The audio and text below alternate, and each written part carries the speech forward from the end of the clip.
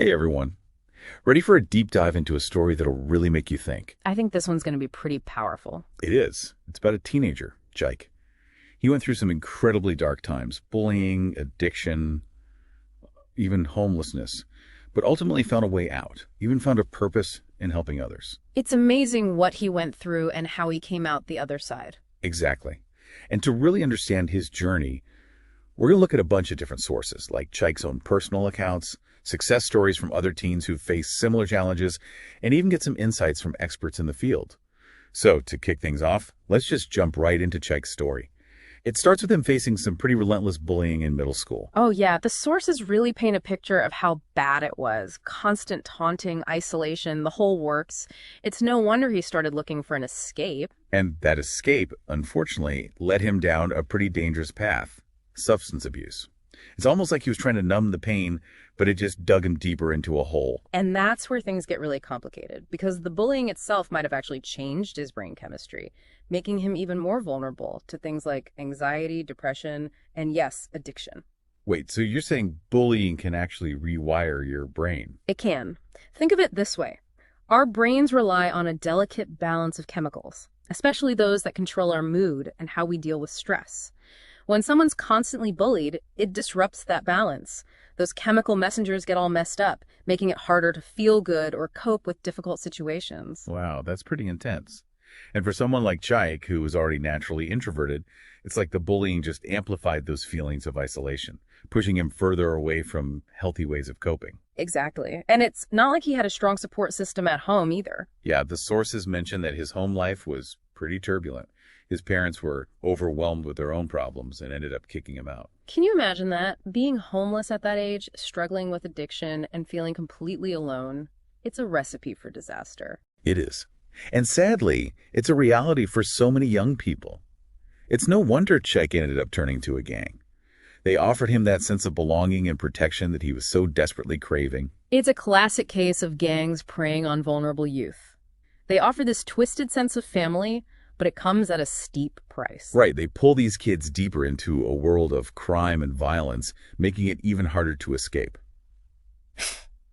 But wait, there's a turning point in Chike's story, right? Yes, there is. He has this chance encounter with an outreach worker named Amarachi. Amarachi. The name comes up a lot in the sources.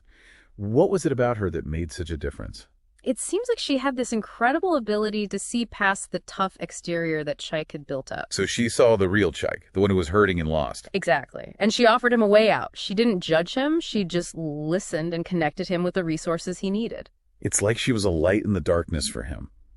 But did Chike immediately jump at the chance for help? Well, the sources don't really point to a single turning point, but they do emphasize how Amarachi's persistent support was crucial. She kept showing up, kept offering him a hand up, and eventually he started to reach back.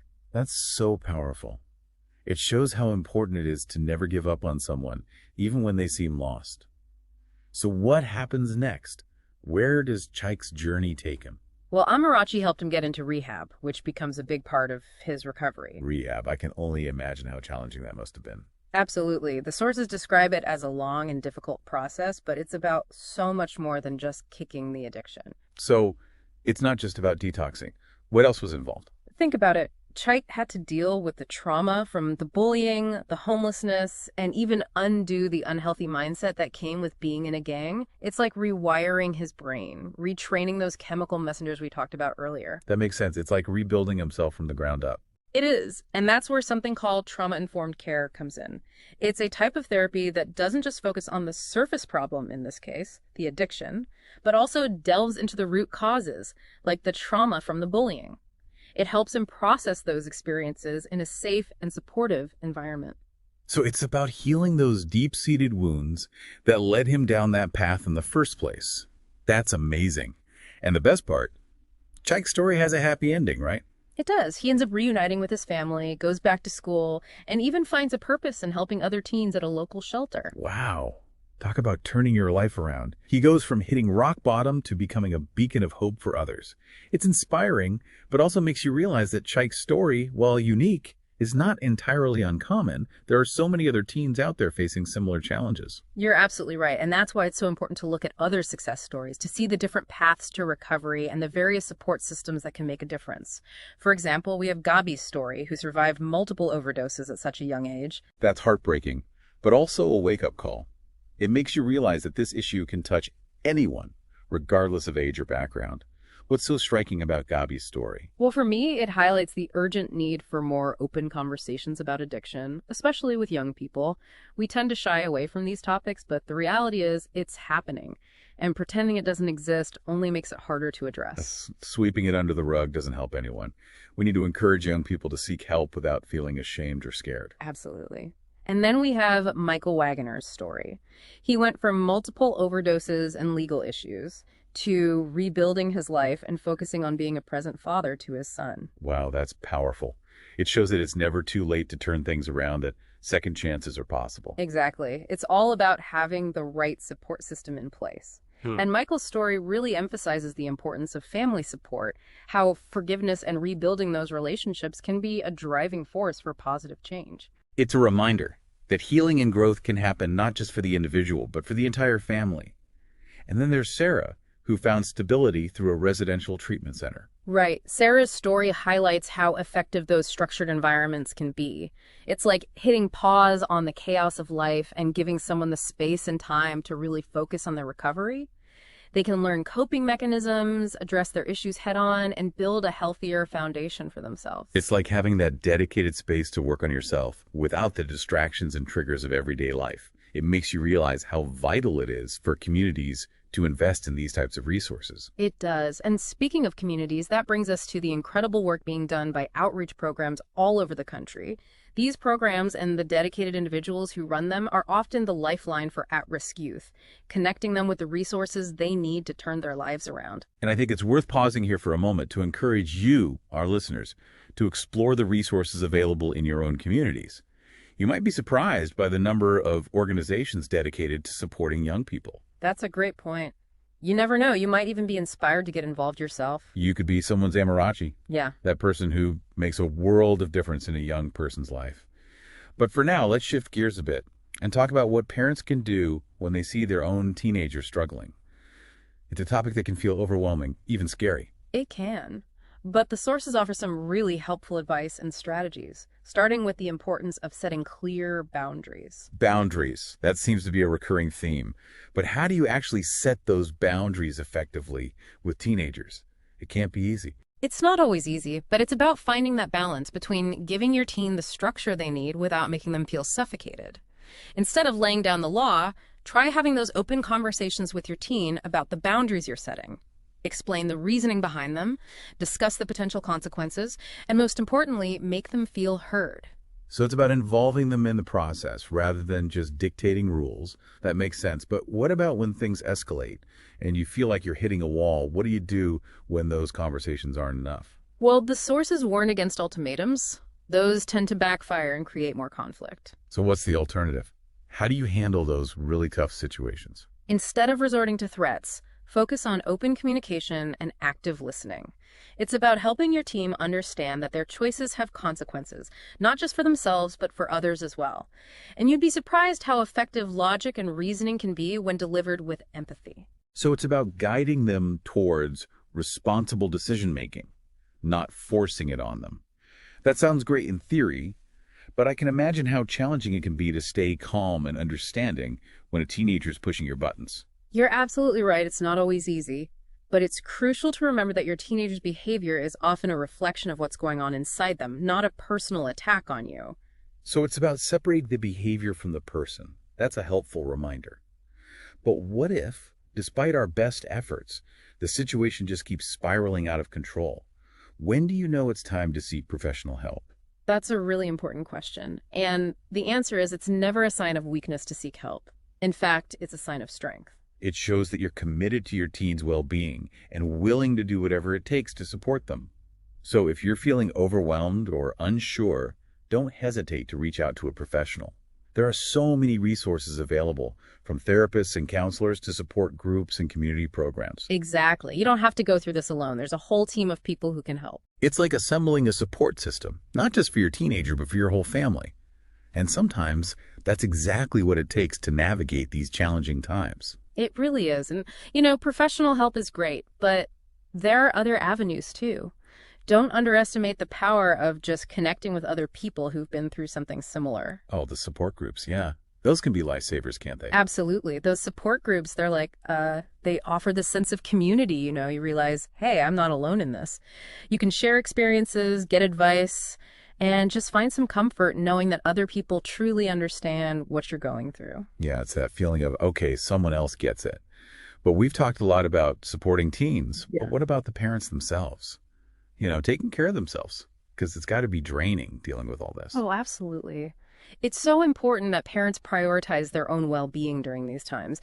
It's easy to get caught up in all the chaos and forget about yourself, but you can't pour from an empty cup, right? Right. It's like they always say, you got to put your own oxygen mask on first before you can help anyone else. Mm-hmm. But how do you actually do that? I mean, finding time for self-care when you're dealing with a teenager who's struggling, it's easier said than done. It is, but it doesn't have to be these grand gestures or like a week-long retreat. Little things can make a big difference. Taking 10 minutes to meditate, going for a walk, listening to your favorite music, it all adds up. Just those little moments of peace and rejuvenation, huh? Okay, so I want to circle back to Chike's story for a sec. I'm still kind of stuck on how he actually managed to break free from that gang. It sounds like it was a pretty risky move. Yeah, the sources don't go into all the details, but it couldn't have been easy. Leaving a gang can be incredibly dangerous. There's often a lot of pressure to stay. So how did he do it? Was there like a specific moment where he decided to leave, or was it more gradual? It's hard to say for sure, but I think Amarachi's influence can't be overstated. She provided that connection to a world outside the gang, that sense of hope for a different kind of future. So it was like she showed him that there was another way, another path he could take. Exactly. But it still must have taken a lot of inner strength for Chike to make that break. To recognize that gang life wasn't truly fulfilling and that he deserved something better. That's a big realization to come to, especially when you're surrounded by all that pressure to stay. It is. And I'm sure there were moments of doubt, maybe even attempts to pull him back in, but he held strong and chose a different path. It's really inspiring. Yeah. It just shows you the power of resilience, and that change is always possible. Yeah. Okay, so we've talked about community resources, professional help, and even the importance of self-care for parents. But let's get back to some practical stuff parents can use every day. Okay, sure. The sources talk a lot about the importance of open communication, but what does that actually look like in real life? I mean, beyond just saying, talk to me. Right. It's more than just words. It's about creating an environment where your teen feels safe to open up to you. Safe how? Like, what does that environment actually look like? Well, it's about really listening to them without interrupting or offering unsolicited advice. So not jumping in with solutions or trying to fix everything right away. Exactly. And it's about validating their feelings, letting them know that it's okay to feel whatever they're feeling. Even if you don't agree with those feelings. Even then, it's about showing them that you're there for them no matter what. So it's about empathy and understanding, really trying to see things from their perspective. That sounds challenging, especially when you might not understand their choices or be worried about them. It can be tough, for sure. And teenagers, let's face it, aren't always the best at communicating. They might be moody, withdrawn, or even lash out. So how do you deal with that? Especially when they just clam up and refuse to talk. So sometimes the best thing you can do is give them space. Don't force a conversation when they're not ready. Just let them know that you're there when they are. Okay, so it's about finding that balance between being there for them and respecting their boundaries. But what about when that silence is paired with, risky behavior? Are there signs that it's time to step in more directly? Oh, absolutely. If you're seeing drastic changes in their behavior, their mood, their friendships, if they're withdrawing from activities they used to enjoy, or if their grades are slipping, those are all red flags. And of course, any signs of self-harm, substance abuse, or suicidal thoughts, those require immediate intervention. You need to seek professional help right away.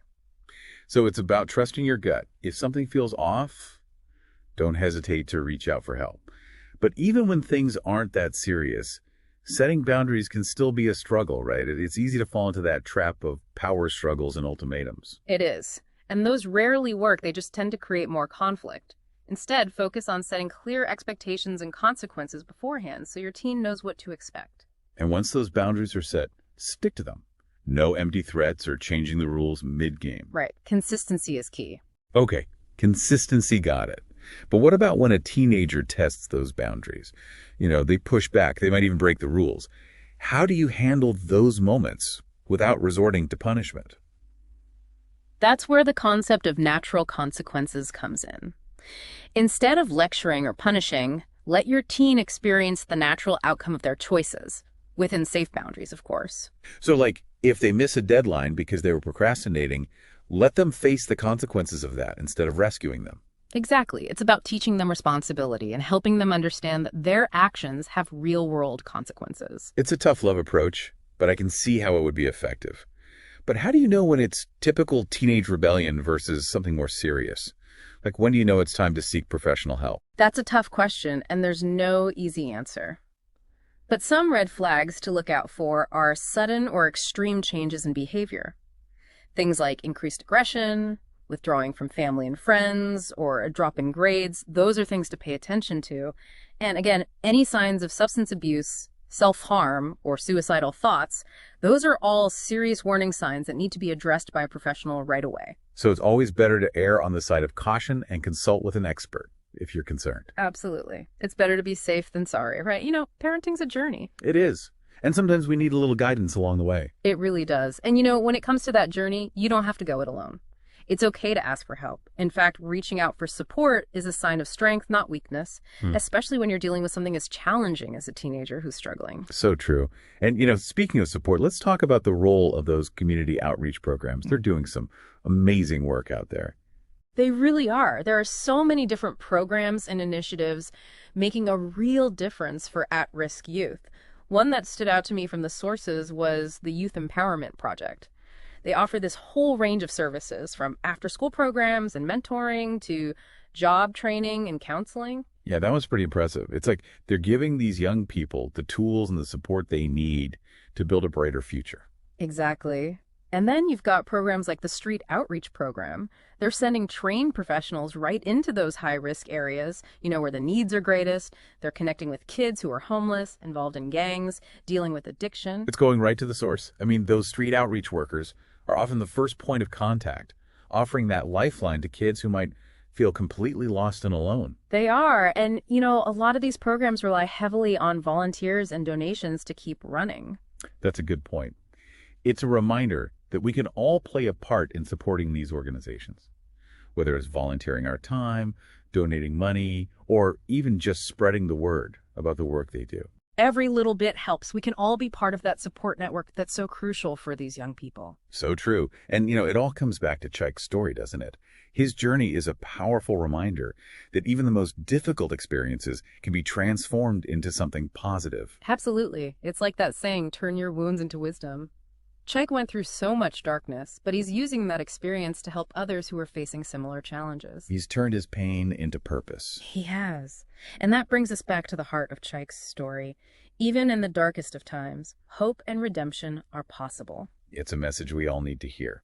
So as we wrap up this deep dive into Chike's journey, I want to leave you with a final thought. Yeah. How can we be more like Amarachi in our own lives?